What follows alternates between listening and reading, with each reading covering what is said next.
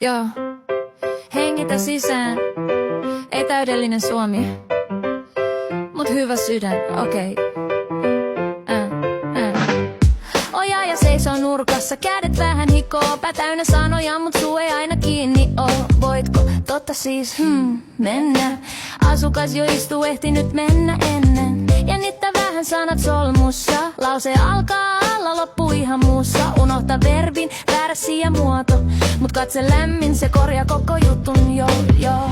Vähän kielitaitoa, ei haittaa. Jännittää mut nauraa, se auttaa. Hymyili, mokka tuli, unohtaa sai. Mut silti onnistua, hei kai.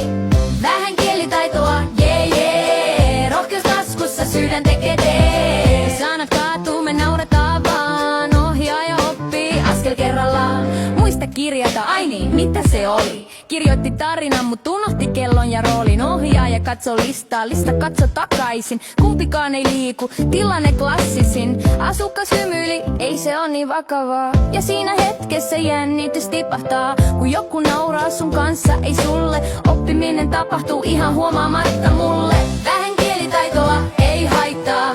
Jännittää mut nauraa, se auttaa. Hymyili, mokka tuli, unohtaa sai. Mut silti onnistua, hei kai. Vähän kielitaitoa, jee. Rohkeus taskussa, sydän tekee tee. Sanat kaatuu, me nauretaan vaan. Ohjaaja oppii askel kerrallaan. Ei sanakirja tee ohjaajaa, vaan läsnäolo, kuuntelu, aitoja. Joskus väärä sana, oikea tunne, ja se on hoitoa, ihan oikeesti kuule. Päivän lopussa kahvi kädessä, selvisin, ajatus hymyssä.